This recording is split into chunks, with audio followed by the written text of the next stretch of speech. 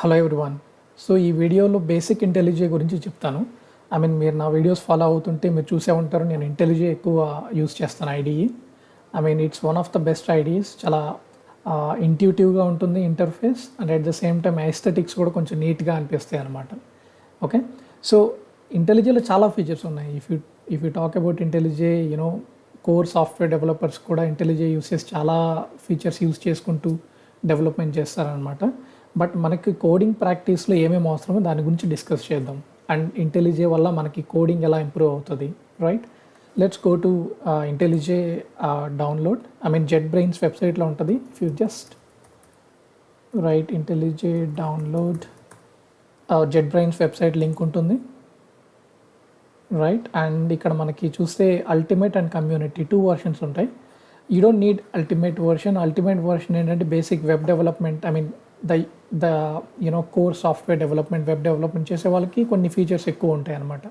But మనకి community edition సరిపోతుంది. Community edition is kind of open source and free. Right, you can download this. It's normal ఒక software application ఎలా install చేస్తారో అలా download చేసి EXE ఫైల్తో install చేసేయచ్చు అనమాట.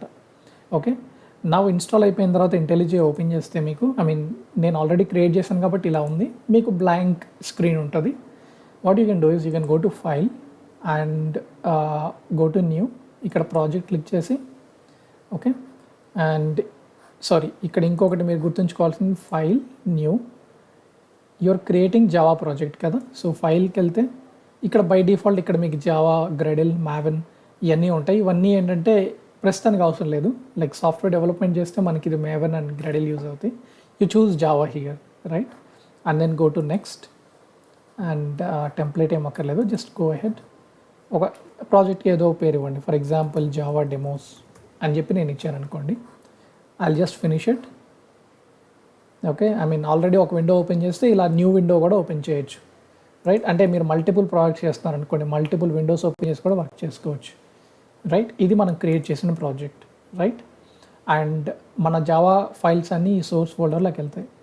సోర్స్ ఫోల్డర్లో what you can do is ఒక ప్యాకేజ్ క్రియేట్ చేసుకోండి. అంటే it's nothing but a folder. Package create చేసుకుని, లెట్స్ సే ఫర్ ఎగ్జాంపుల్ నేను గ్రాఫ్స్ మీద ప్రాక్టీస్ చేస్తున్నాను అనుకోండి. Graphs practice and as a good convention ఏంటంటే ప్యాకేజ్ నేమ్స్ ఎప్పుడు స్మాల్ లెటర్స్ ఉండాలి. సో నేను ఏం చేస్తాను, గ్రాఫ్స్ ప్యాకేజ్ అని చెప్పి క్రియేట్ చేస్తాను. రైట్, ఇందులో నేను బేసికలీ ఇప్పుడు క్లాసెస్ క్రియేట్ చేస్తాను అనమాట. Let's say I want to create Java class. Let's say నేను for example queues data structure practice చేస్తున్నాను అనుకోండి. నేను క్యూస్ ప్రాక్టీస్ అని చెప్పి ఒక క్లాస్ క్రియేట్ చేస్తాను. Right, and then I will click enter and it will create a class for me. So ఇక్కడ మీరు చూస్తే ఇది పార్ట్ ఆఫ్ ప్యాకేజ్లో పెట్టారు కాబట్టి మీకు ఇక్కడ ప్యాకేజ్ ఆటోమేటిక్గా వచ్చేసింది. ఇంటెలిజేలో మళ్ళీ మీరు ఎక్స్ప్లిసిట్గా రాయక్కర్లేదు, ఆటోమేటిక్గా వచ్చేస్తుంది అనమాట. అలానే రేపు ఇంకేమైనా లింక్ లిస్ట్ ప్రాబ్లమ్ సాల్వ్ చేయడానికి మీరు ఒక ఫోల్డర్ పెట్టుకుని ప్యాకేజ్ పెట్టుకుని అందులో అన్ని లింక్ లిస్ట్ ప్రాబ్లమ్ సాల్వ్ చేయొచ్చు. అలా ఆర్గనైజ్డ్ స్ట్రక్చర్డ్ వేలో పెట్టుకోవచ్చు. దీనివల్ల యూజ్ ఏంటి, ఇప్పుడు కోడింగ్ వెబ్సైట్స్లో జస్ట్ మీకు ఒక సింగిల్ ఫంక్షన్ ఇచ్చి డిజైన్ చేయమంటారు. రైట్, సో ఇలా చేయడం వల్ల ఏంటంటే మీరు స్క్రాచ్ నుండి ప్రోగ్రామ్ రాస్తారు కదా. సో మీ కోర్ జావా కాన్సెప్ట్స్ కూడా చాలా అర్థమవుతాయి. లైక్ స్టాటిక్ మెథడ్స్ ఏంటి, స్టాటిక్ క్లాసెస్ ఏంటి, right, how to create classes, all these things మనకు కొంచెం ఐడియా వస్తుంది. Right, so I always suggest to go with IntelliJ and develop programs from scratch. Okay, right, okay. So ఇప్పుడు ఇది create చేసాం and ఇందులో కొన్ని shortcuts ఉంటాయి. For example మనం మెయిన్ మెథడ్ క్రియేట్ చేయాలనుకోండి, public static void main, PSVM కొట్టంగానే ఇక్కడ మనకు సజెషన్ వచ్చింది చూసారా, ఎంటర్ కొట్టంగానే అది మెయిన్ మెథడ్ క్రియేట్ చేస్తుంది అనమాట.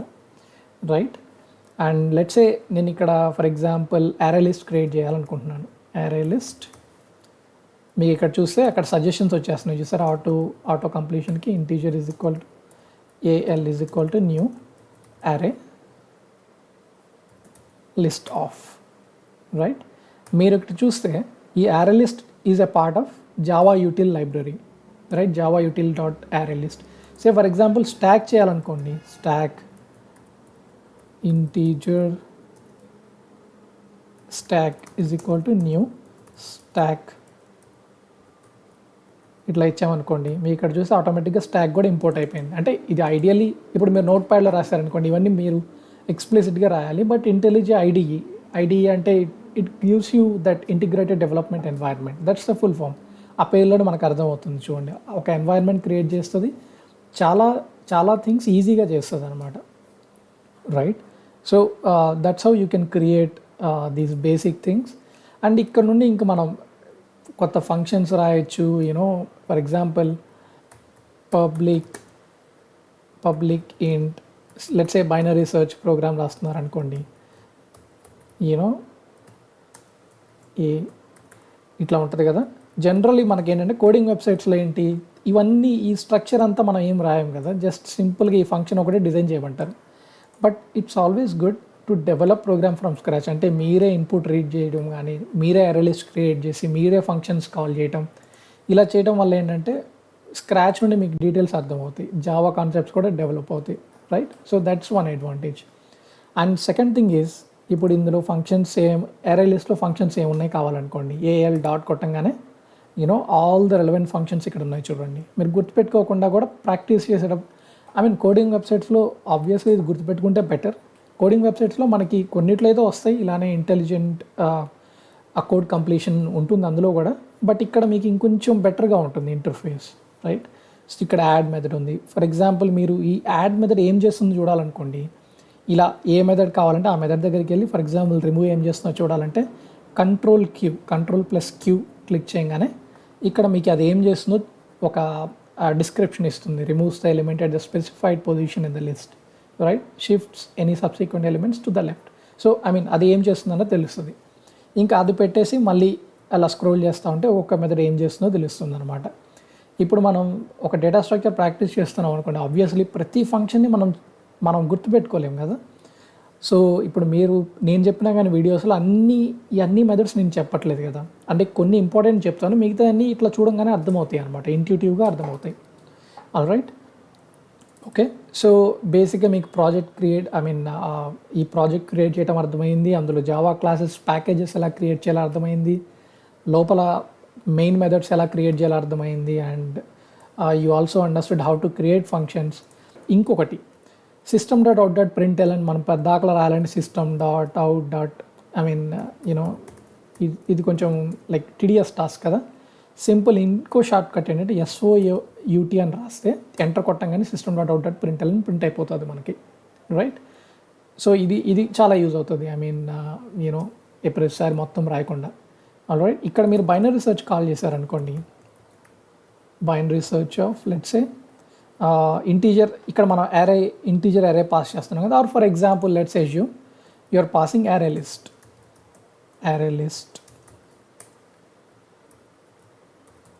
ఇంటీజర్ AL, ఇది పాస్ చేస్తున్నాం అనుకోండి. ఈ ALని ఇందులో పాస్ చేసాం, రైట్? ఇక్కడ మీకు ఒక ఎర్రర్ చూపిస్తుంది. ఏంటది అంటే నాన్ స్టాటిక్ మెథడ్ నుండి కాల్ చేయలేము. అంటే ఈ క్లాస్లో ఈ మెయిన్ మెథడ్ స్టాటిక్ కదా, డైరెక్ట్గా స్టాటిక్ మెథడ్ని కాల్ చేయలేము బేసికలీ, రైట్? సో ఇది కాల్ చేయాలంటే డైరెక్ట్గా స్టాటిక్ మెథడ్ నుండి, ఇది కూడా పబ్లిక్ స్టాటిక్ ఇంట్ ఇలా ఉంటే ఇక్కడ చూసారా ఎర్రర్ వెళ్ళిపోయింది. సో దీనివల్ల మీకు కొంచెం జావా కాన్సెప్ట్స్ తెలుస్తాయి. అండ్ ఇంకొకటి, నేను స్టాటిక్ లేకుండా చేయలేనా అంటే చేయొచ్చు. What I need to do is, first నేను క్లాస్ ఈ క్యూస్ ప్రాక్టీస్ అనే దానికి ఒక ఆబ్జెక్ట్ క్రియేట్ చేయాలి. For example Qs practice, let's say OBJ = new Qs practice of చేసిన తర్వాత ఇప్పుడు నేను OBJ డాట్ కాల్ చేయొచ్చు, binary search of, right? So ఇలా చేసినా పర్లేదు, ఎందుకంటే ఇక్కడ మనం ఈ స్టాటిక్ అంటేనే ఏంటంటే దానికి ఆబ్జెక్ట్ క్రియేషన్ లేకుండా డైరెక్ట్గా కాల్ చేయొచ్చు అనమాట. It's a member of class rather than member of A particular object, right? So అందుకనే స్టాటిక్ మెథడ్ యూస్ చేస్తాం.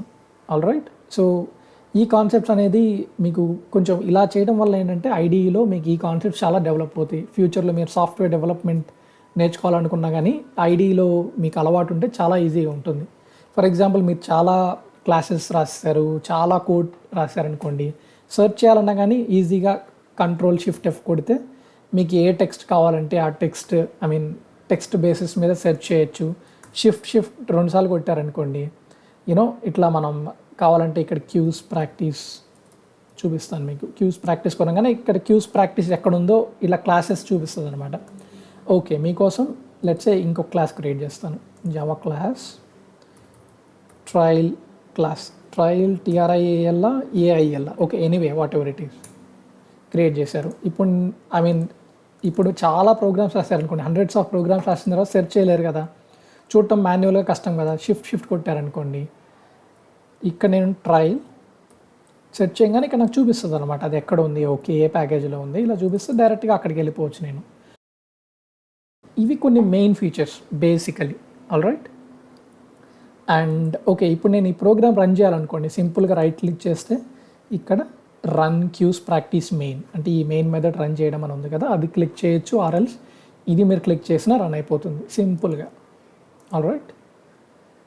అదే మీరు నోట్ ప్యాడ్లో ఇలాంటి వాటిలో రాస్తారనుకోండి, ఫస్ట్ మీరు కంపైల్ చేయాలి, Java c space file name dot c పెట్టి కంపైల్ చేస్తే క్లాస్ ఫైల్ జనరేట్ అవుతుంది, క్లాస్ ఫైల్ జనరేట్ అయిన తర్వాత జావా స్పేస్ క్లాస్ నేమ్ ఇస్తే అది ఎగ్జిక్యూట్ అవుతుంది, ఆల్ రైట్. సో ఐడిలో ఏంటంటే అదే ఆటోమేటిక్గా జరుగుతుంది అనమాట, రైట్. ఇక్కడ నేను ప్రస్తుతానికి ఈ ఫంక్షన్లో జస్ట్ -1 రిటర్న్ చేస్తున్నాను కదా, అది ప్రింట్ అయింది, ఆల్ రైట్. సో ఇప్పుడు మీరు ఇందులో చేంజ్ చేశారనుకోండి, సే ఫర్ ఎగ్జాంపుల్ ఇక్కడ -2 రిటర్న్ చేస్తున్నారు, ఇప్పుడు చేంజ్ చేసిన తర్వాత సింపుల్గా ఇట్లా ఇది కొట్టేస్తే రన్ అయిపోతుంది.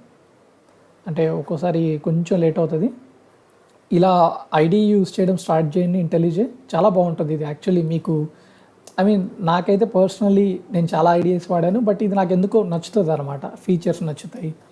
అండ్ ఇంకొకటి ఏంటంటే మీకు థీమ్స్ కావాలనుకోండి, ఫైల్ సెట్టింగ్స్ అండ్ ఇక్కడ అపియరెన్సెస్కి వెళ్తే ఇక్కడ థీమ్ డార్క్లా ఉంది, ఇది డార్క్లా is like a dark mode అనమాట. అదే మీరు ఇక్కడ లైట్ తీసుకున్నారనుకోండి, ఇక్కడ లైట్ మోడ్ ఉంటుంది, రైట్. అంటే లైట్ మోడ్ ఏంటంటే బేసిక్గా మనకు ఐస్ కొంచెం స్ట్రెస్ఫుల్గా ఉంటుంది, జనరల్లీ ఏ డెవలపర్స్ అయినా they prefer dark mode, right. కావాలంటే ఫాంట్ సైజ్ చేంజ్ చేసుకోవచ్చు, బెటర్ కొంచెం 14 అలా పెట్టుకుంటే మీకు ఇంకా హ్యాపీగా కోడ్ చేసుకోవచ్చు, ఆల్ రైట్. ప్రస్తుతానికి ఇంత చాలు, ఐ మీన్ మీరు జస్ట్ కోడింగ్ ప్రాక్టీస్ చేస్తూ జావా కూడా నేర్చుకుంటున్నారంటే ఇంత చాలు. బేసిక్గా ఈ డేటా స్ట్రక్చర్స్ కోర్స్ అయిపోయిన తర్వాత కోర్ జావా కోర్స్ కూడా స్టార్ట్ చేస్తాను. సో అందులో అసలు బేసిక్ జావా నుండి అన్ని కాన్సెప్ట్స్ కవర్ చేద్దాం. బట్ ఏంటంటే ఫస్ట్ నేను డేటా స్ట్రక్చర్స్ ఎందుకు తీసుకున్నానంటే, బేసిక్గా కోర్ జావాకి చాలా వెబ్సైట్స్లో చూసినా కానీ మనకు అర్థమవుతుంది, డేటా స్ట్రక్చర్స్ అల్గోరిథమ్స్కి చాలా ఇంట్యూషన్ కావాలి. నేను పర్సనల్గా ఇలా ఎందుకు డేటా స్ట్రక్చర్స్ తెలుగులో స్టార్ట్ చేశానంటే, నేను కాలేజీలో ఉన్నప్పుడు నా ఫ్రెండ్ నాకు ఎక్స్ప్లెయిన్ చేశారనుకోండి, నాకు చాలా త్వరగా గ్రాస్ప్ చేయగలిగేవాడిని. అందుకనే ఈ డేటా స్ట్రక్చర్స్లో ఇంట్యూషన్ చాలా ఇంపార్టెంట్ కాబట్టి I thought of creating this playlist in Telugu, okay. So use అయింది అనుకుంటున్నాను మీకు ఈ వీడియో, అండ్ మీ ఫ్రెండ్స్కి షేర్ చేయండి, please spread the word. And యూస్ఫుల్గా ఉంటే డెఫినెట్గా లైక్ చేయండి. మీకు ఇంకేమైనా కాన్సెప్ట్స్ కావాలంటే కింద కామెంట్స్లో పెట్టండి, ఆల్ రైట్.